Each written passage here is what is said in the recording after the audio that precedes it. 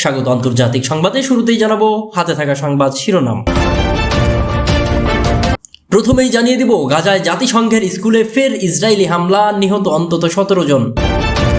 এরপরই জানিয়ে দিব, সিরিয়ায় হামলা, ইসরায়েলকে কঠিন হুঁশিয়ারি দিল রাশিয়া। আরও জানিয়ে দিব, গাজার ধ্বংসস্তূপ সরাতে লাগবে 15 বছর, খরচ হবে 7,000 কোটি টাকা।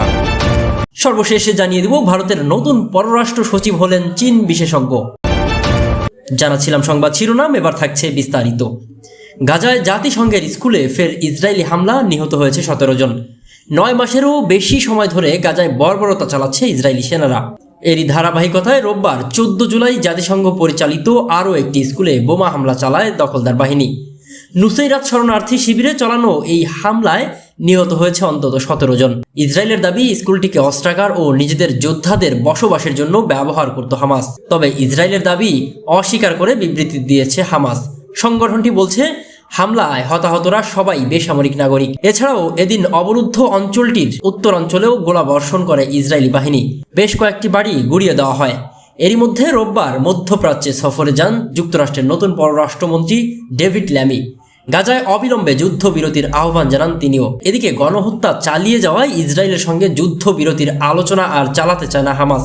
ফিলিস্তিনের স্বাধীনতাকামী সংগঠনটির শীর্ষ নেতা ইসমাইল হানিয়া বলেছেন, এই আলোচনা থেকে তাদের প্রতিনিধিদের সরিয়ে নেওয়া হচ্ছে। গেল বছরের অক্টোবরে শুরু হওয়া এই সংঘাত 38,000-এরও বেশি ফিলিস্তিনি প্রাণ হারিয়েছেন, বাস্তুচ্যুত হয়েছেন প্রায় 20 লাখের মতো মানুষ।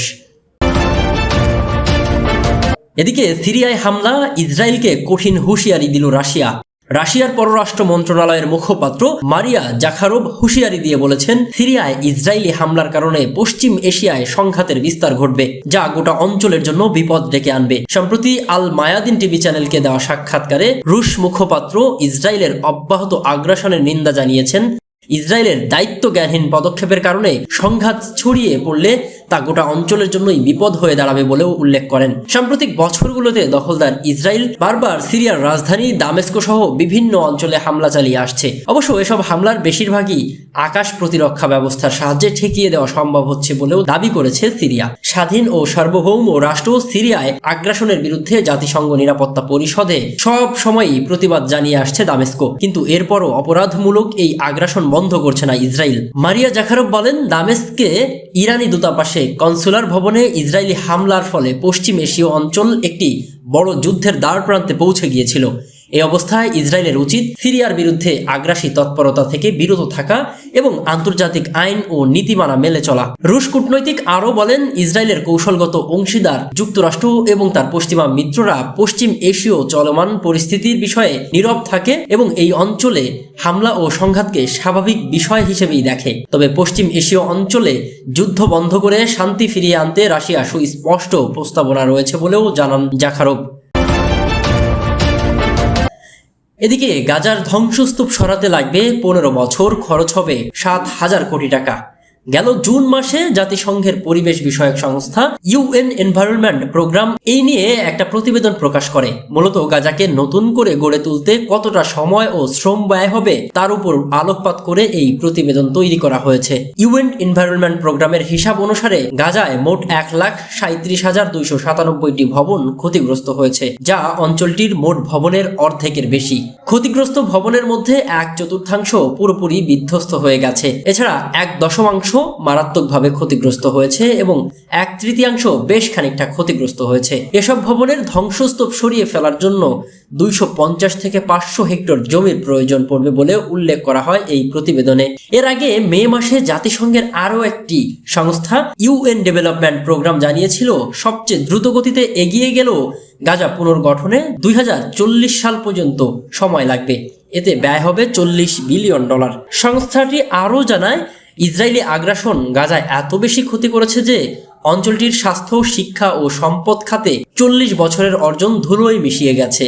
গাজা ভিত্তিক জাতিসংঘের একজন কর্মকর্তা গত সপ্তাহে গার্ডিয়ানকে বলেছেন, অবকাঠামোয় যে পরিমাণ ক্ষতি করা হয়েছে তা পাগলামির পর্যায়ে পড়ে। দক্ষিণ গাজার খান ইউনুসে একটি ভবনও নেই যেখানে ইসরায়েলরা হামলা চালায়নি। তিনি আরও বলেন, প্রকৃত অর্থেই এই অঞ্চলের ভৌগোলিক চিত্র পরিবর্তন হয়ে গেছে। যেখানে আগে পাহাড় ছিল না, সেখানে এখন পাহাড় হয়ে গেছে। 2000 পাউন্ডের বোমাগুলো আক্ষরিক অর্থে এই অঞ্চলের অঞ্চলের মানচিত্র বদলে দিয়েছে। প্রসঙ্গত গত বছরের 7 অক্টোবর থেকে গাজায় হামলা চালাচ্ছে ইসরায়েল। 9 মাসেরও বেশি সময় ধরে চলা এই হামলায় 38,000-এরও বেশি মানুষ নিহত হয়েছেন।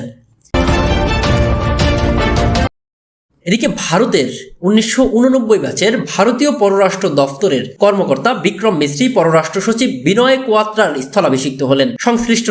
সংশ্লিষ্টরা বলছেন, বিক্রম মিশ্রি এমন সময় ভারতের পররাষ্ট্র সচিবের দায়িত্ব নিলেন যখন পূর্ব লাদাখ সীমান্ত নিয়ে চীন ও ভারতের মধ্যে উত্তেজনা চলছে এবং বৈদেশিক নীতিতে বিভিন্ন চ্যালেঞ্জ মোকাবেলা করতে হচ্ছে নয়াদিল্লিকে।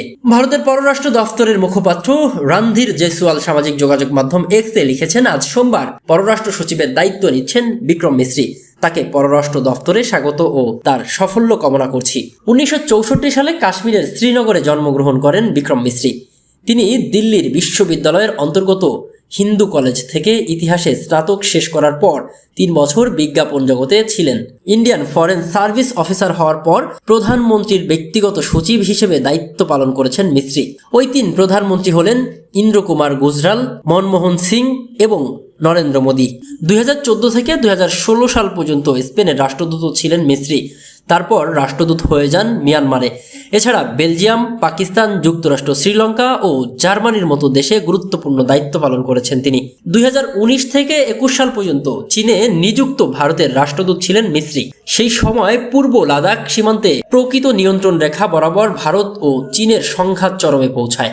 এছাড়া 2020 সালের জুনে গালওয়ানের সংঘর্ষের সময় বিক্রম মিশ্রি চীনে ভারতের রাষ্ট্রদূত ছিলেন। ওই সময় নয়াদিল্লি ও বেইজিং এর মধ্যে আলোচনার ক্ষেত্রে গুরুত্বপূর্ণ ভূমিকাও পালন করেন তিনি।